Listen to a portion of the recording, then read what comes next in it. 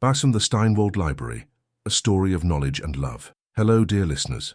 Welcome to another narrative that will touch your heart and awaken your soul. Today I will tell you an extraordinary story of a brave woman who challenged social conventions in an era when knowledge was a masculine privilege, son of a nobleman who abandoned her. Margaret Zimmermann will discover that sometimes true love is born not from passion, but from recognition of the dignity and value of a soul. Tell me in the comments, where are you watching from?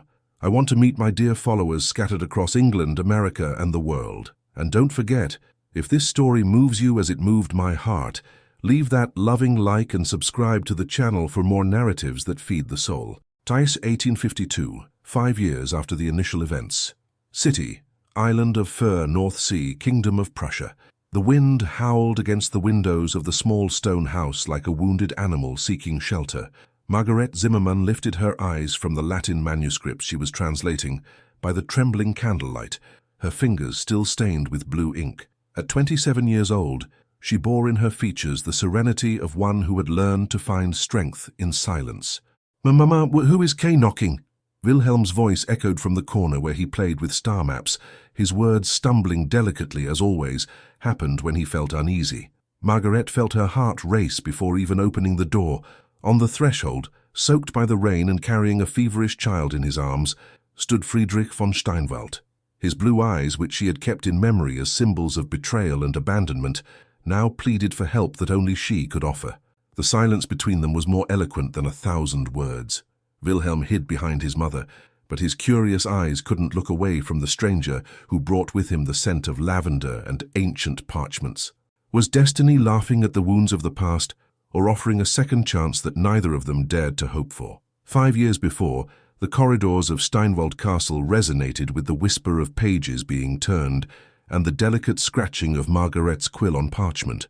The library was her sanctuary, shelves that rose to the vaulted ceiling, filled with scientific manuscripts in Latin, Greek, and French. Friedrich watched her work, fascinated by the way she unraveled the secrets of medicinal botany with the same delicacy with which she caressed the ancient pages. She was the only woman in the region capable of understanding the treatises on anatomy and alchemy that he collected from all over Europe. "Your translation reveals nuances that I myself did not perceive," he murmured one afternoon, approaching close enough to smell the rose perfume that Margaret wore in her hair. She did not lift her eyes from the manuscript on natural anesthesia that she was studying, but her cheeks blushed delicately. In that moment, between Galen's Latin and Vesalius's diagrams, something inexplicable blossomed between them. The following weeks transformed that intellectual collaboration into something deeper. Friedrich had discovered not only an exceptional translator, but a brilliant mind that complemented his own thirst for knowledge. But not every discovery is destined to prosper, and not all knowledge survives the storms of prejudice. The winter of 1847 arrived earlier than expected, covering the gardens of Steinwald with a blanket of snow that seemed to foretell the secrets that would soon be revealed. Margarete discovered simultaneously two truths that would change her life. She carried Friedrich's child in her womb, and in her hands kept the translation of a revolutionary manuscript on anesthesia techniques. Freifrau Brunhilde von Steinberg appeared in the library on a freezing morning, her small calculating eyes scrutinizing each parchment like a hawk searching for prey. Friedrich's aunt had always mistrusted Margaret's growing influence over her nephew, but now she had concrete reasons to act. "A servant who forgets her position," hissed Brunhilde, leafing through Margaret's translations. What presumption to imagine that her scribbles have scientific value. Margaret remained silent, but her hands instinctively protected the copies of the most important manuscripts. She knew that Brunhilde sought not merely to protect the family's reputation, but to control knowledge that could save lives and guarantee academic recognition. The blackmail came disguised as morality.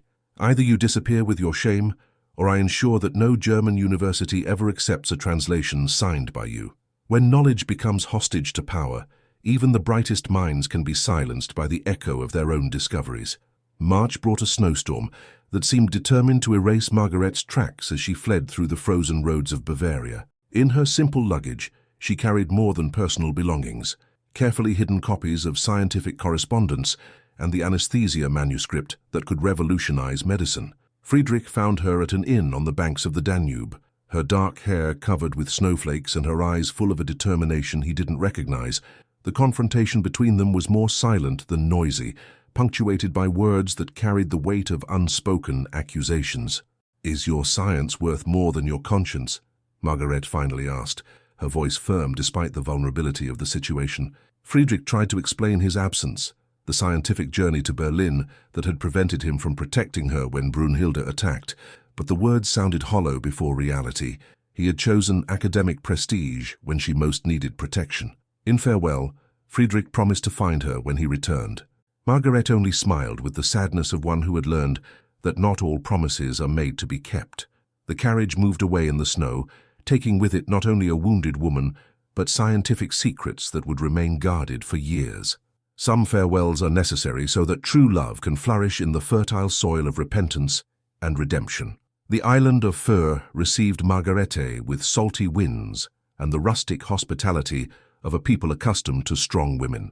There, among fisherwomen who supported their families and healers, who kept ancestral knowledge, she found not only refuge, but purpose.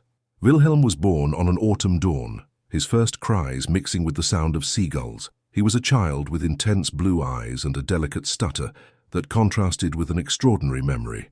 At 3 years old, he already memorized entire texts in Latin, even without fully understanding their meaning.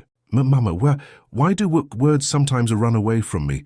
he asked one afternoon, frustrated by not being able to pronounce perfectly a passage he had memorized. Margaret embraced her son, explaining with tenderness that some words need time to find their way, just as some people need time to discover their inner strength. The following years transformed the stone house into an informal center of learning. Margaret used her translated medical knowledge to heal the island's inhabitants, while maintaining anonymous correspondence with scientific societies throughout Europe. No one suspected that behind the signatures M. Zimmermann on the most respected translations of the era was a woman exiled on a remote island. Exile is sometimes the cradle where the most beautiful vengeances of talent against injustice are born. The summer of 1852 brought with it the terror of cholera, which spread through the North Sea islands like a deadly shadow. Margaret's house transformed into the community's treatment center, where she applied medical knowledge extracted from the manuscripts she kept religiously. It was during one of those mornings of intensive care that Friedrich appeared carrying in his arms the feverish daughter of a Hamburg merchant. The reunion occurred in silence, punctuated only by the moans of the sick child and the sound of Wilhelm playing in the yard. "Who is the interesting gentleman who knows navigation maps?" Wilhelm asked his mother later, after Friedrich had patiently explained the maritime currents of the North Sea to distract him during the girl's treatment.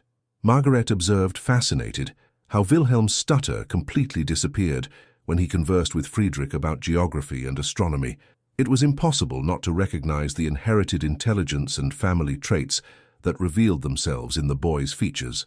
Friedrich, for his part, felt a strange familiarity when observing the little boy who demonstrated surprising knowledge for his age.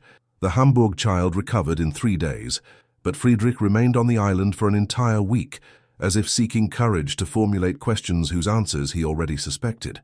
Sometimes recognition arrives disguised as chance, but in reality it is destiny correcting the errors of the past. The conversation that would change everything occurred on an afternoon of clear sky, while Wilhelm built sandcastles, and Friedrich finally found words for truths long choked in his throat. "I published works based on your translations," he confessed, his voice charged with a humility that Margaret had never heard before. "And the scientific world recognizes them as brilliant, though they bear my name." Margaret continued embroidering in silence, but her hands trembled imperceptibly. Friedrich then revealed the 5 years of investigation he had undertaken against Brunhilde. Intercepted correspondence, bribed witnesses, the systematic intellectual sabotage orchestrated to prevent Margaret's name from reaching European academies. "I gathered sufficient proof to destroy her influence," continued Friedrich, "but also to restore your place in the history of science. The proposal was twofold: paternal recognition of Wilhelm and intellectual recognition of Margaret as co-author of the medical discoveries she had translated and improved. "Your knowledge deserves your name in the books of history," murmured Friedrich, approaching delicately.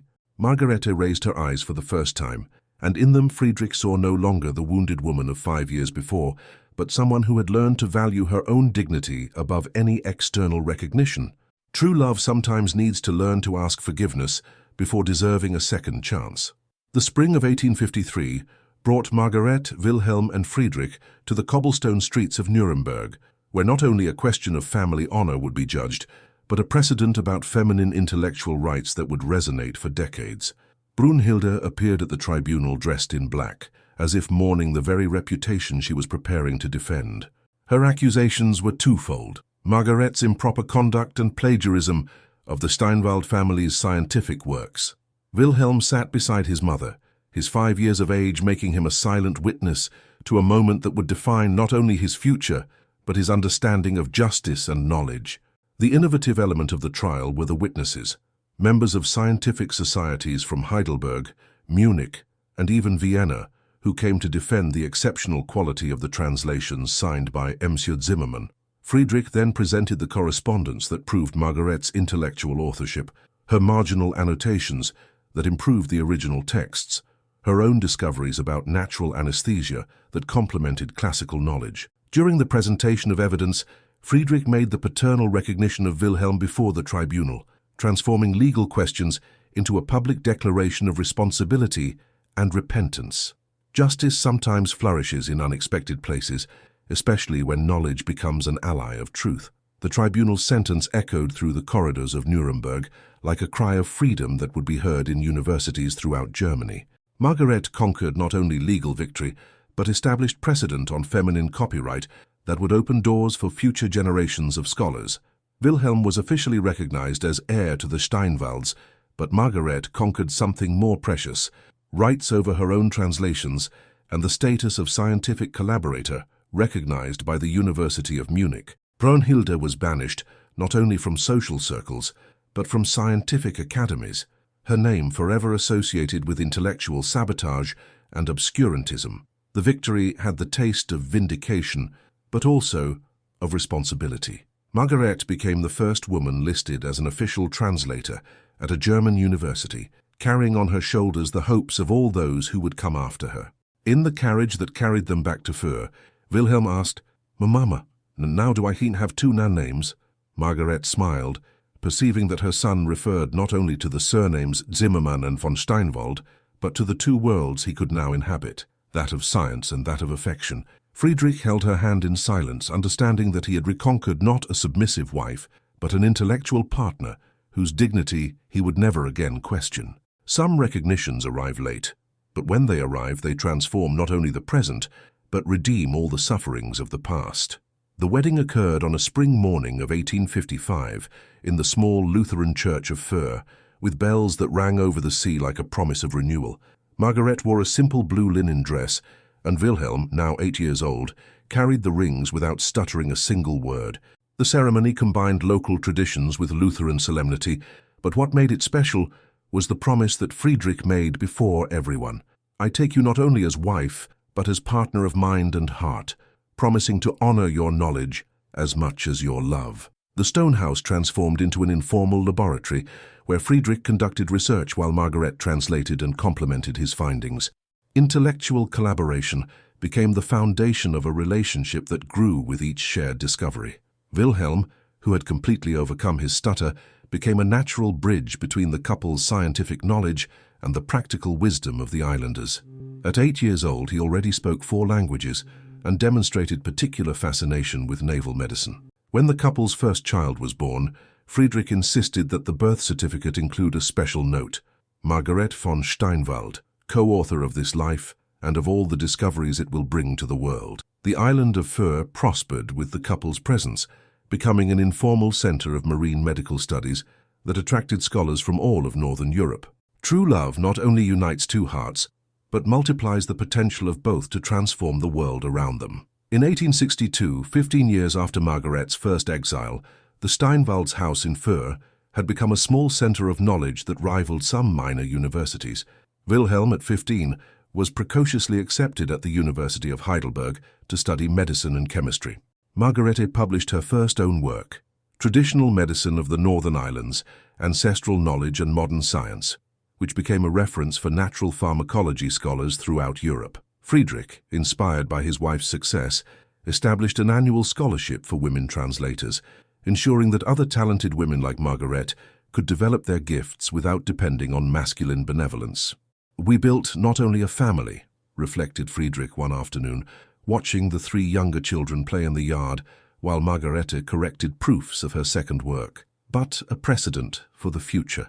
Margarete smiled, remembering the frightened young woman who had fled in the snow 15 years before.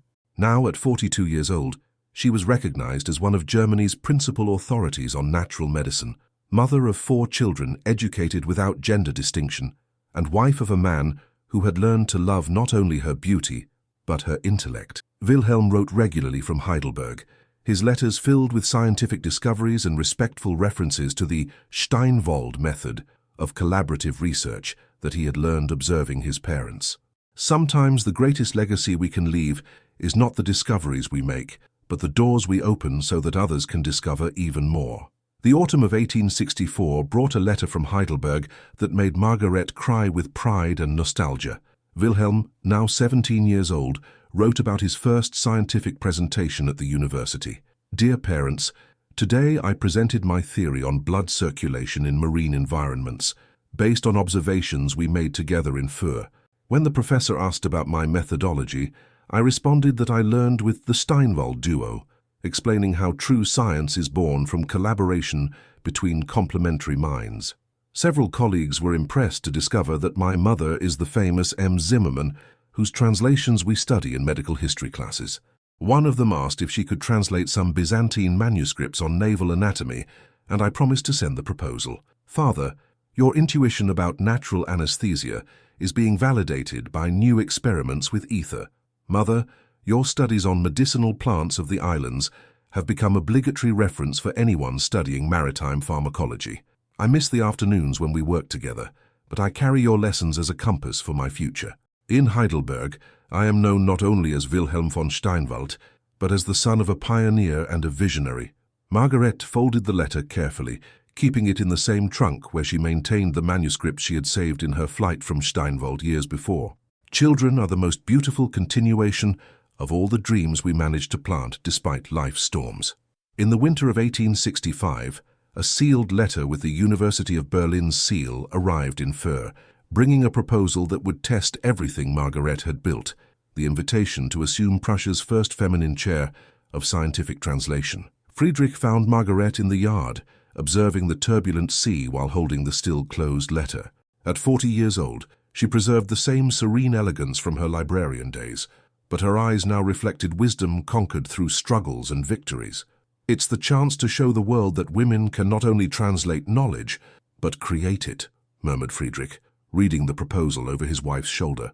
The dilemma was profound. Accepting meant leaving Föhr, the island that had welcomed her, and where she had built her most authentic identity. Refusing could be seen as waste of a historical opportunity for future generations of women. Margaret remained silent for long minutes, listening to the murmur of waves that had consoled her in moments of solitude and had shared her family joys. The decision she made would resonate far beyond her personal life. 18 years ago, I fled from Steinwald carrying stolen knowledge, she finally said. Perhaps it's time to return to Germany, carrying conquered knowledge." Friedrich smiled, recognizing in his wife's voice the same determination that had made her cross snowstorms to protect manuscripts that didn't even officially belong to her. Life's great decisions are rarely about what we want, but about what the world needs us to do with our talents. The farewell from Föhr occurred on a spring morning of 1866, with the entire community gathered at the small port to bid farewell to the family that had brought so much wisdom and healing to the island. Margaret now carried not only her belongings, but letters of recommendation from the islanders, so she would never forget her roots. Wilhelm came from Heidelberg, especially to accompany his parents to Berlin, where Margaret would assume her chair. During the carriage journey, he told about his own plans.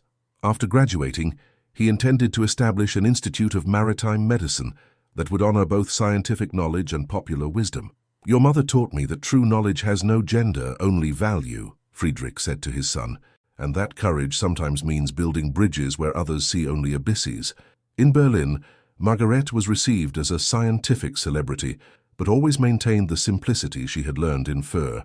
Her first class was about the art of translation, when knowledge gains new life, and the auditorium filled not only with students, but with colleague professors curious to hear the famous M. Zimmerman. In the following years, dozens of young women sought Margaret's chair, finding in her not only a teacher, but an example that talent and determination can overcome any prejudice. Friedrich continued his research, now with official recognition that Margarete was co-author of all his discoveries. Together they published works that became fundamental for the development of German modern medicine. Wilhelm became a doctor at 22 years old and effectively founded his Institute of Maritime Medicine, honoring his parents by naming it the Zimmermann-Steinwald Institute of Oceanic Studies. In the autumn of 1870, when Margaret turned 45, the entire family gathered in Föhr to celebrate not only her birthday, but the 23 years since her desperate flight in the snow. "Sometimes I think the best discovery we made wasn't scientific," murmured Friedrich, watching the children play on the beach where Wilhelm had once built sand castles, stuttering questions about maps. Margarete smiled, understanding that he referred to the discovery that true love and intellectual respect are not opposites, but complementary faces of the same precious jewel. When the sun set over the North Sea that afternoon, Margaret knew that her story was not only about a woman who conquered recognition in a masculine world, but about human beings who had learned to see indifference, not a threat, but an invitation to mutual growth. Knowledge, like love, only grows when shared, and life's best discoveries happen when two minds meet on territory of equality and respect. I hope this story has touched your hearts as much as it touched mine in telling it. Margaret and Friedrich remind us that true love doesn't diminish anyone's dreams, but multiplies them. If you liked it, don't forget to leave your like and subscribe for more narratives that feed the soul.